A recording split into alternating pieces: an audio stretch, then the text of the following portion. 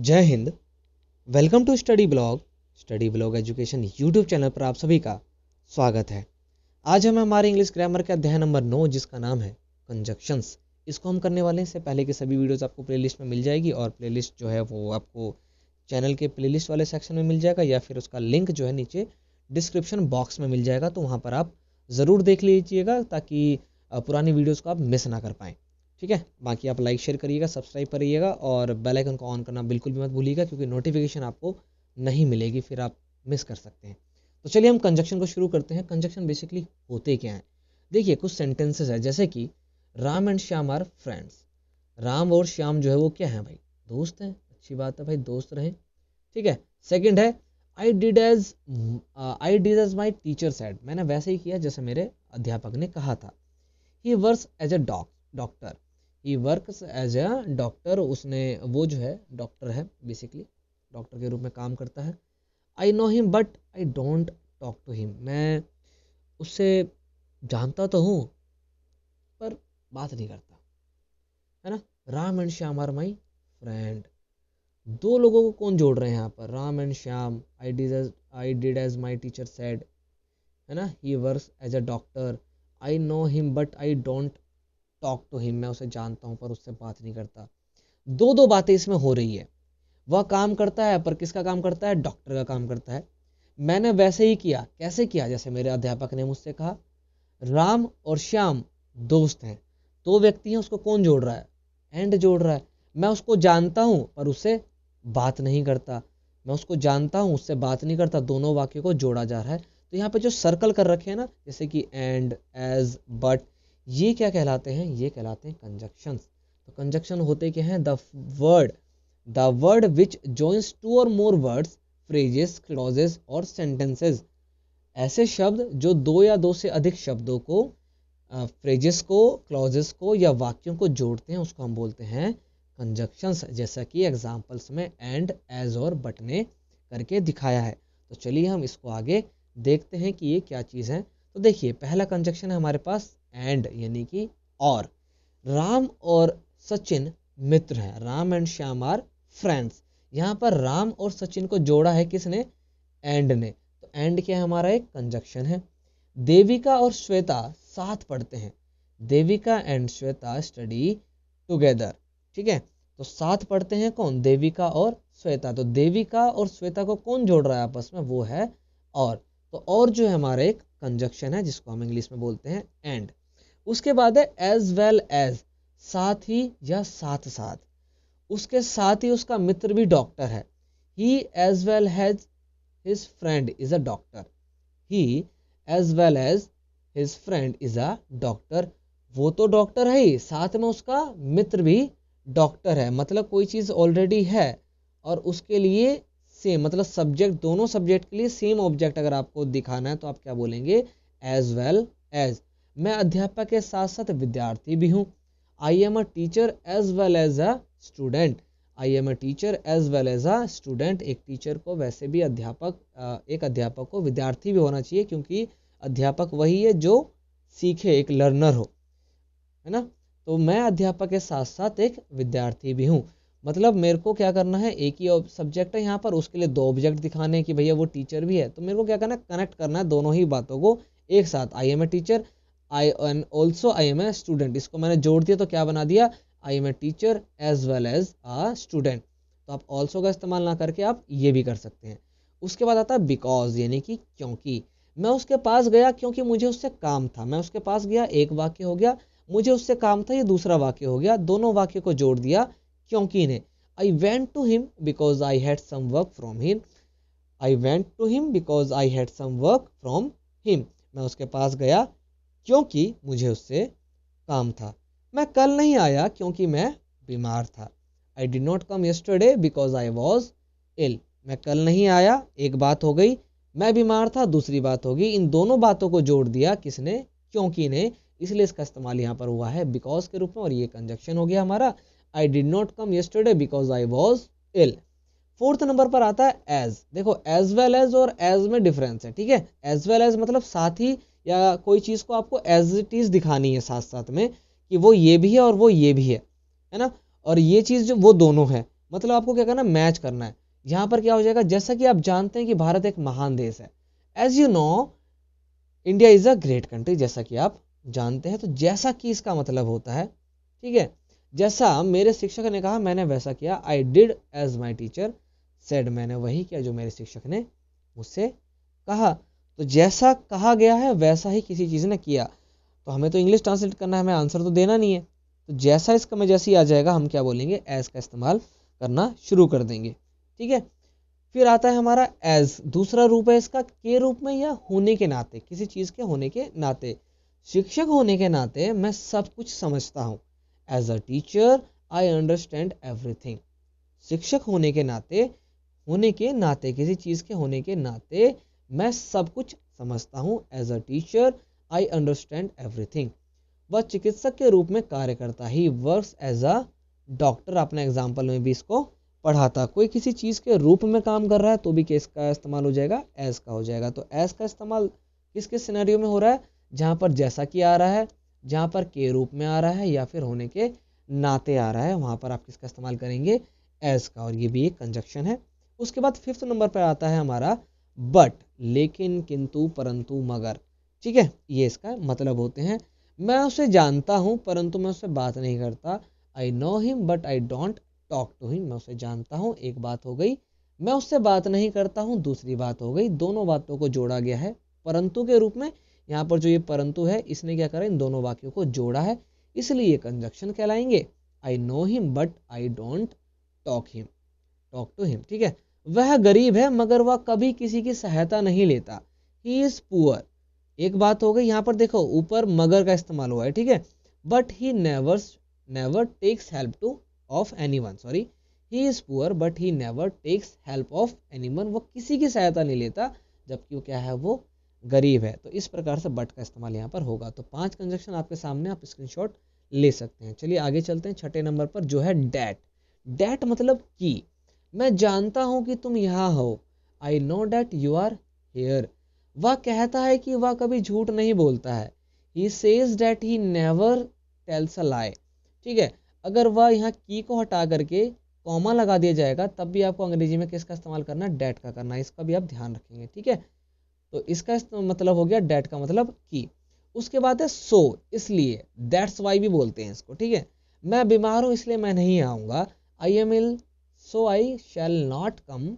ठीक है, आई am ill so I shall not कम। यहाँ पर जो बात है, मैं बीमार हूं मैं नहीं आऊंगा, दोनों को जोड़ा किसने, इसलिए ने। मैंने उसे पढ़ाया है इसलिए मैं आपको बता रहा हूँ। I have taught him so I am telling you. मैंने उसे पढ़ाया है इसलिए मैं आपको बता रहा हूँ। फिर से इसलिए ने दो शब्दों को, यहाँ पर दो वाक्यों को जोड़ा है। पहला है मैंने उसे पढ़ाया है और दूसरा है मैं आपको बता रहा हूँ। इन दोनों को जोड़ा है इसलिए ने, इसलिए इसका इस्तेमाल हो जाएगा सो, और ये एक हो जाएगा हमारा कंजक्शन। देखो उसके बाद आता है हेंस, मतलब अतः। मेरे पास पैसा नहीं है अतः मैं वहां नहीं जा सकता। मेरे पास पैसा नहीं है अतः मैं वहां नहीं जा सकता। I don't have money hence I can not go there. अतः का इस्तेमाल हो रहा है इसके अंदर रीजन के लिए। ठीक है, मैं आपको जानता नहीं हूं अतः मैं आपकी सहायता नहीं करूंगा। I don't know you hence I shall not help you. I don't know you hence I shall not help you, मतलब रीजन है मेरे पास आपकी मदद नहीं करने का उस अतः के लिए। ठीक है, उसके बाद 9th नंबर पर आता है हमारा अदरवाइज, यानी कि वरना या नहीं तो, है ना। मेहनत करो वरना तुम फेल हो जाओगे। Do hard work otherwise you will fail. तुम वहां नहीं जाओगे नहीं तो मैं तुम्हें मार दूंगा। You shall not go there otherwise I will kill you. तुम ऐसा नहीं करोगे वरना तुम मर जाओगे, है ना। ये जो वरना, नहीं तो ऐसा हो जाएगा, ये सभी किसके लिए आ जाएंगे, कंजक्शंस में आएंगे, ऑब्वियस सी बात है। और अंग्रेजी में लिखा जाएगा अदरवाइज। फिर से वही है कि यहाँ पर दो वाक्य हैं, दो को फिर से जोड़ा गया है। जैसे कि पहला है मेहनत करो और फिर तुम फेल हो जाओगे, इन दोनों को जोड़ दिया किसने, वरना ने, इसलिए अदरवाइज इसकी इंग्लिश और ये कंजक्शन हो जाएगा।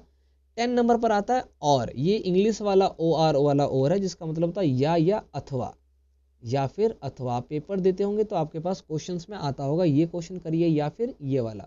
राम या राधा चिकित्सक है, मतलब हमें नहीं पता प्रॉपर किसी चीज के बारे में, तो हम क्या करते हैं, क्यास लगाते हैं, अंदाजा लगाते हैं कि राम या राधा इनमें से एक डॉक्टर है। दोनों की शादी हो गई है और लोगों को पता नहीं है कि भाई इनमें से डॉक्टर कौन है। बस समाज में बात ये चल रहा है कि यार डॉक्टर है, डॉक्टर है, डॉक्टर है। तो लोग बोल रहे हैं कि या तो राम डॉक्टर होगा या फिर राधा, पर हाँ एक तो डॉक्टर है। ठीक है, मतलब हमें पूरा नहीं पता किसी चीज के बारे में, पर हाँ कन्फर्म कुछ ऐसी चीज तो यहाँ पर हुई है। जैसे राम आ रहा है या मोहन, भाई किसी व्यक्ति के दो बच्चे हैं राम और मोहन, वो गली में बोल रहा है कि भाई मेरे बेटे आ रहे हैं, मेरा बेटा आ रहा है, मेरा बेटा आ रहा है। तो वो कह रहा है कि भाई कौन सा, राम आ रहा है या फिर मोहन आ रहा है। मतलब दो सब्जेक्ट में से कौन सा सब्जेक्ट जो है वो मेन काम करेगा, कर्ता मेन कौन होगा, इसके लिए इस्तेमाल किया जाएगा और का। उसके बाद है एज या फिर सो। ठीक है, ये एक साथ यूज होंगे एज और सो। जैसा हुआ वैसा किया, जैसा हुआ वैसा किया, मतलब एक्शन पर रिएक्शन। जैसा हम करते हैं वैसा हम पाते हैं, मतलब जो हमारा एक्शन है वही हमारा रिएक्शन होगा। As we do so we get, as आएगा तो शो भी आ जाएगा यहाँ पर। ठीक है, तो जैसा हम करते हैं वैसा हम पाते हैं। As we do so we get, जैसा के साथ वैसा। जैसा तुम सोचते हो वैसा तुम बन जाते हो। As you think so you become, जैसा आप सोचोगे आप वैसा क्या हो जाओगे, बन जाओगे। ऑब्वियस सी बात है, सोचने पर नहीं बनते हैं, पहली बात तो ये, वरना तो लोग पता नहीं क्या क्या बन जाते है ना। आप लोग भी पता नहीं क्या क्या हो जाते, आप यहीं थोड़ी होते। बट हाँ, सोचने के बाद वैसे कार्य भी होने चाहिए उसे बनने के लिए। तो जैसा तुम सोचते हो वैसा तुम बन जाओगे, मतलब वाक्य शुरू हो रहा है जैसा से और रिजल्ट में आ रहा है वैसा, तो एज और सो का इस्तेमाल यहाँ पर किया जाएगा। 12वें नंबर पर है लीस्ट। कहीं ऐसा ना हो कि, कम से कम क्या चीज हो सकता है। कह रहे लीस्ट के बाद वाले सेंटेंस में शुड का प्रयोग होता है और लीस्ट स्वयं अपने आप में एक नेगेटिव मीनिंग रखता है, अतः शुड के साथ नॉट का इस्तेमाल आप नहीं करेंगे। ये रिमार्क है, इसको आप ध्यान रखेंगे। लीस्ट मतलब कम से कम, अपने आप में ये नेगेटिव वर्ड है, नेगेटिव मतलब है। ठीक है, और इसलिए इसका इस्तेमाल जो है शुड के साथ होता है। कठिन परिश्रम करो, कहीं ऐसा ना हो कि तुम फेल हो जाओ। कठिन परिश्रम करो, कहीं ऐसा ना हो कि तुम फेल हो जाओ। Do hard work least you should fail. ठीक है, मतलब लीस्ट अपने आप में क्या है, नेगेटिव वर्ड है, इसलिए शुड के बाद नॉट का इस्तेमाल नहीं हुआ है। ये नोट करने वाली बात है। देखो आपको ना यहाँ पर बहुत इजी इजी लग रहा होगा, ऑब्वियस सी बात है कि यार ये तो केवल सामने लिखी हुई है वो चीज़ है। इतने से ही ना बहुत तरह की चीज़ें समझ में आ जाती है अगर आप समझने की कोशिश करेंगे तो। ठीक है, बहुत राम कहानी सुनने की जरूरत नहीं है। सबसे बड़ा चैलेंज तब आता है जब आपके सामने एग्जाम आ जाए, और एग्जाम में जब एरर फाइंडिंग में आते हैं ना, तो वहां पर आप फंस जाते हो कि यार ये चीज़ क्या है। इसलिए ना इसको पॉइंट टू पॉइंट ही रखा गया है, ताकि ना ज़्यादा परेशानी ना हो। बहुत कुछ सुनने के बाद क्या होता है ना कि हम बहुत ज़्यादा कंफ्यूज हो जाते हैं। तो पॉइंट टू पॉइंट में क्या है ना कि वो चीज़ एज इट इज़ माइंड में आ जाएगी, तो वो रिकॉल भी वैसे ही होगा। ठीक है, तो वैसे ही याद करने की कोशिश करिए आप। धीरे धीरे बोलो कहीं तुम्हें सुन ना ले, मतलब धीरे धीरे बोलो कहीं कोई सुन ना ले। Speak slow least someone should hear you, धीरे धीरे बोलो कहीं कोई तुम्हें सुन ना ले। ठीक है, गाना भी है ना, धीरे धीरे बोल कोई सुन ना ले, है ना। Speak slow least someone should hear you, तो मतलब लीस्ट अपने आप में एक नेगेटिव वर्ड है, तो नेगेटिव फॉर्म में यूज होगा, सिंपल सी बात है। और इसके साथ शुड का इस्तेमाल होगा और नॉट का इस्तेमाल आप नहीं करेंगे, क्योंकि लीस्ट का मतलब भी क्या हो जा रहा है, नॉट हो जा रहा है। ठीक है, तो 12 ये हो गए। उसके बाद ये कुछ है हमारे पास, 13 नंबर पर आता है सो डैट, ताकि। सो मतलब तो पता ही चल गया था आपको, सो डैट मतलब ताकि। सो डैट के बाद वाले वाक्य में मे का प्रयोग होता है। ठीक है, लीस्ट वाले में क्या होता है, शुड का, और सो डैट वाले के मे का। मैं रोज विद्यालय जाता हूं ताकि मैं पास हो जाऊं। I daily go to school so that I may pass. मैं रोज विद्यालय जाता हूं एक वाक्य है, मैं पास हो जाऊं दो वाक्य हैं। इसको जोड़ा है ताकि ने, और ये ताकि ताकि वाला नहीं। ठीक है, ताकि ने जोड़ा है तो इसका मतलब हो गया सो डैट, और आप मे का इस्तेमाल करने वाले हैं सब्जेक्ट के बाद अगले ही सेंटेंस में। तो I daily go to school so that I may pass. अब मे आपको पता है संभावनाओं के लिए इस्तेमाल होता है, मोडाल्स में आप इस चीज को पढ़ोगे। ठीक है, मैं कठिन परिश्रम करता हूं ताकि मैं घर खरीद सकूं। I do hard work so that I may purchase a house. I do hard work so that I may purchase a house, मतलब आप सो डैट का इस्तेमाल करेंगे जब भी, तो आपको अगले ही सेंटेंस के सब्जेक्ट के बाद मे का इस्तेमाल करना है। 14 नंबर पर आता है टिल या अनटिल, जब तक नहीं। जब तक तोड़ेगा नहीं मैं छोड़ेगा नहीं। ठीक है, वहां पर जब तक आप नहीं आते मैं आपकी प्रतीक्षा करूंगा। I shall wait for you until या टिल यू कम, दोनों में से एक चीज का इस्तेमाल करना है आपको, या फिर टिल का या फिर अनटिल का। तो मैं तब तक, जब तक आप नहीं आते मैं तब तक आपकी प्रतीक्षा करूंगा। I shall wait for you till you come. जब तक राम नहीं आ जाता मैं नहीं खाऊंगा। I shall not eat until Ram comes. जब तक राम नहीं आएगा। तो यहाँ भी दो तरह के वाक्य हैं, अलग अलग वाक्य हैं, दोनों को जोड़ा गया है जब तक नहीं की फॉर्म से। 15 नंबर पर आता है अनलेस, अगर नहीं, मतलब ये नहीं हुआ तो, यदि नहीं, या जब तक नहीं। यहाँ भी इसका इस्तेमाल किया जाता है जब हम कुछ प्राप्त नहीं कर सकते, जब हम कुछ प्राप्त नहीं कर सकते जब तक हम परिश्रम नहीं करें। मतलब हमें कुछ नहीं मिलेगा अगर हम मेहनत ही नहीं करेंगे। तो रहमत के भरोसे नहीं, मेहनत के भरोसे रहना चाहिए। We can't achieve anything unless we do hard work. जब तक हम मेहनत नहीं करेंगे हम कुछ भी अचीव नहीं कर पाएंगे। वरना समस्याएं तो यार जिंदगी में सभी के पास है। जो व्यक्ति पैदा हो गया उसके पास समस्या है, जो पैदा हो रहा है उसकी एक अपनी समस्या है। तो समस्याएं तो हर जगह है, समाधान ढूंढना है। बहुत कम लोग ढूंढ पाते हैं, और जो ढूंढ पाते हैं फिर वो तो व्यक्ति ही अलग हो जाते हैं। तो आपको देखना है कि आप किस तरह के व्यक्ति बनना चाहते हैं। तो जब तक हम कुछ प्राप्त नहीं कर सकते, जब तक हम परिश्रम नहीं करते, we can't achieve anything unless we do hard work. अगर वे लोग शिक्षित नहीं हैं तो वे लोग यह कार्य नहीं कर सकते। अगर वे लोग शिक्षित नहीं है, मतलब पढ़े लिखे नहीं है, तो वे लोग इस कार्य को नहीं कर सकते। They can't do this work unless they are educated. मतलब एजुकेट होना जरूरी है। अनटिल या अनलेस में फर्क बस इतना है कि अनटिल समय सूचक है और अनलेस शर्त सूचक। अनटिल में आप समय की बात कर रहे थे ना, कि व्यक्ति कब तक आ जाएगा नहीं आएगा, समय की बात हो रही है। जबकि अनलेस में शर्तें रखी जा रही हैं। क्या रखी जा रही है? शर्तें। आप परिश्रम नहीं करेंगे आप सफल नहीं होंगे, कुछ प्राप्त नहीं कर पाएंगे, शर्त है ये, है ना। आप ये काम नहीं कर सकते क्योंकि आप क्या नहीं है, शिक्षित नहीं है। आपको सबसे पहले शिक्षा ग्रहण करनी पड़ेगी, उसके बाद आप ये काम कर सकते हैं। तो शर्तों का यहाँ पर कुछ काम है। तो अनलेस यूज हो रहा है जहाँ पर शर्तें दिखाई जा रही हैं, और अनटिल या टिल यूज हो रहा है जहाँ पर समय दिखाया जा रहा है। 16 नंबर पर है प्रोवाइडेड डेट, बशर्ते की, कुछ शर्तों के साथ।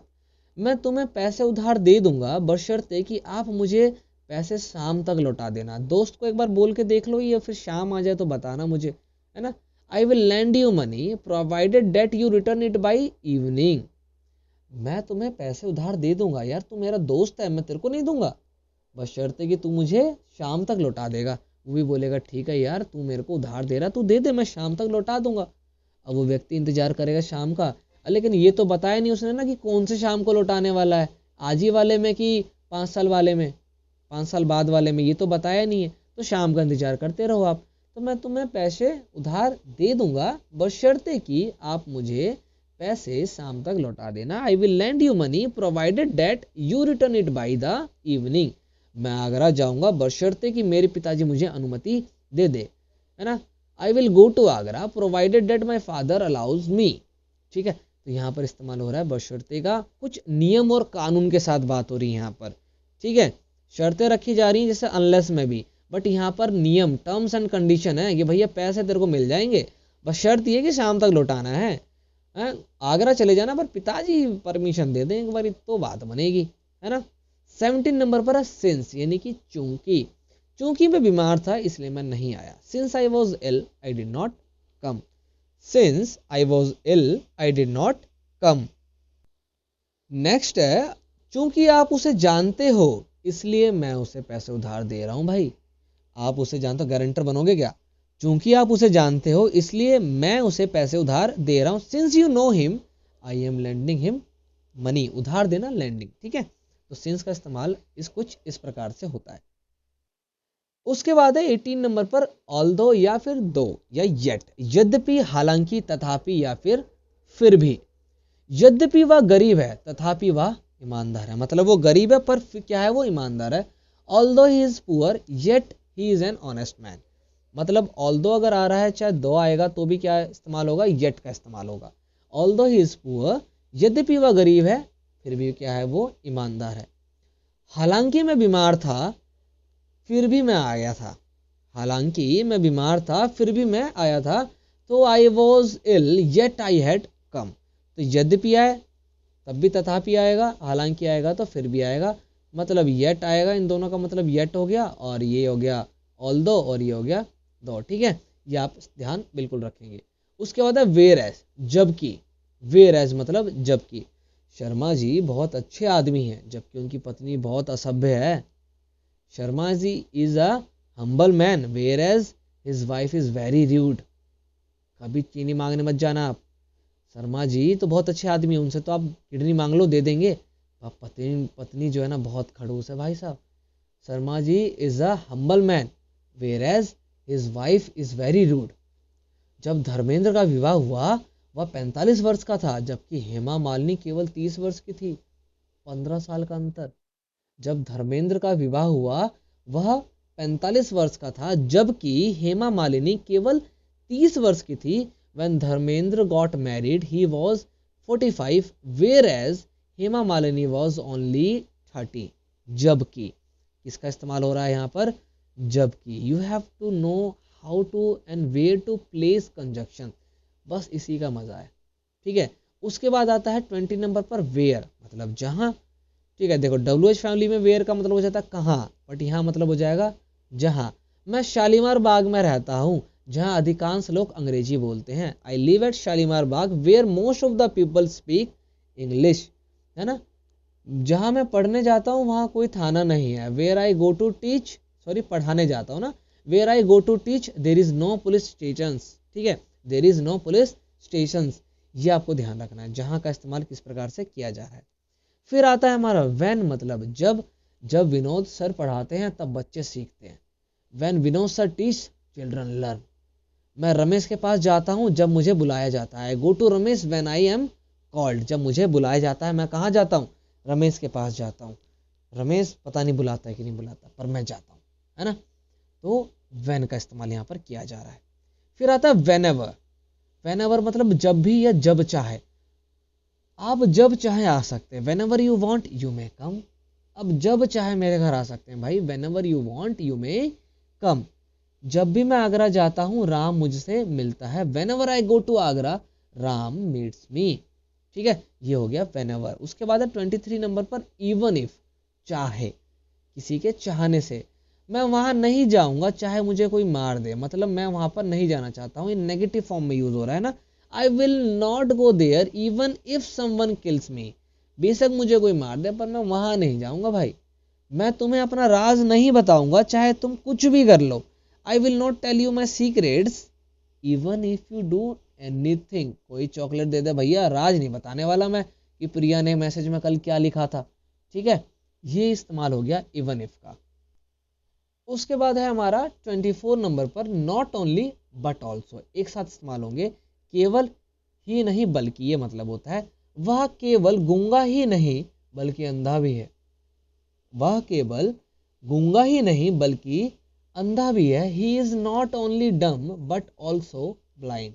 ही इज नॉट ओनली डम बट ऑल्सो ब्लाइंड। मेरा मित्र आलसी ही नहीं चोर भी है। मेरा मित्र आलसी ही नहीं मतलब मेरा मित्र केवल आलसी नहीं है बल्कि चोर भी है। My friend is not lazy but also indolent, है ना भैया, मतलब काम चोर है। सॉरी, चोर नहीं था यार, काम चोर था बेचारा। ठीक है, तो मेरा मित्र आलसी ही नहीं बल्कि काम चोर भी है। My friend is not lazy but also indolent. ठीक है, last but not the least 25 number का कंजक्शन है हमारा हु, यानी कि जो या फिर जिसने। रविंद्रनाथ टैगोर एक महान लेखक थे जिन्होंने नोबेल पुरस्कार जीता था। रविंद्रनाथ टैगोर जी का जन्म दिवस कब होता है और उन्होंने हमारे देश के लिए गीत जो है लिखा था, वो या तो हमारा राष्ट्रीय गीत है या फिर हमारा राष्ट्रीय गान। क्या आप बता सकते हैं नीचे कमेंट बॉक्स में कि वो क्या था और कब लिखा था उन्होंने? बाकी फिलहाल क्वेश्चन पर जाते हैं। रविंद्रनाथ टैगोर एक महान लेखक थे जिन्होंने नोबेल पुरस्कार जीता। Rabindranath Tagore was a great writer who won the Nobel prize. जिन्होंने, ठीक है, मैं एक ऐसे व्यक्ति को जानता हूं जो बहुत ही बुद्धिमान है। I know such a person who is very intelligent. I know such a person who is very intelligent. यहाँ भी दो बातें हैं और दो बातों को जोड़ा जा रहा है जो से। ठीक है, ऊपर भी जिन्होंने, जिसने या जो आप कह सकते हो, क्योंकि भाई वो बड़े हैं और एक सम्मानित व्यक्ति है, इसलिए जिसने की जगह हमने जिन्होंने का इस्तेमाल किया है। तो ये 25 कंजक्शंस हैं जो बड़े ही मज़ेदार हैं अपने आप में। कुछ नहीं, केवल एक बार वीडियो का आप और देखिए, अगर आपको समझ में नहीं आया तो उससे क्या होगा ना, आप रिकॉल कर पाएंगे बहुत अच्छे से और समझ में आ जाएगा आपको ईजिली। कोई बहुत बड़ा इसमें कोई रॉकेट साइंस नहीं है, बट मज़ेदार है ये अपने आप में। बाकी ये वीडियो हमारी यहाँ पर ये जो टॉपिक है वो कंप्लीट हो गया। और आपको क्या करना है, आपको करना है लाइक शेयर। अगर आपको पसंद आया तो भाई ऑब्वियस सी बात है आप कमेंट जरूर करिए, कमेंट करके हमें बताइए, हम इम्प्रूव करेंगे। और सब्सक्राइब जरूर करिएगा, क्योंकि बड़ा मज़ा आता है ये देख करके कि हमारी फैमिली बड़ी होती जा रही है और हम कुछ कर पा रहे हैं। और बेल आइकन को ऑन कर लीजिएगा, अगर आपने ऑन नहीं किया तो नोटिफिकेशन आपको नहीं मिलेगी, तो ऑन कर लीजिएगा। बाकी हम आपसे मिलेंगे नेक्स्ट वीडियो में। तब तक के लिए आप स्वस्थ रहिए, मस्त रहिए, पढ़ते रहिए। जय हिंद।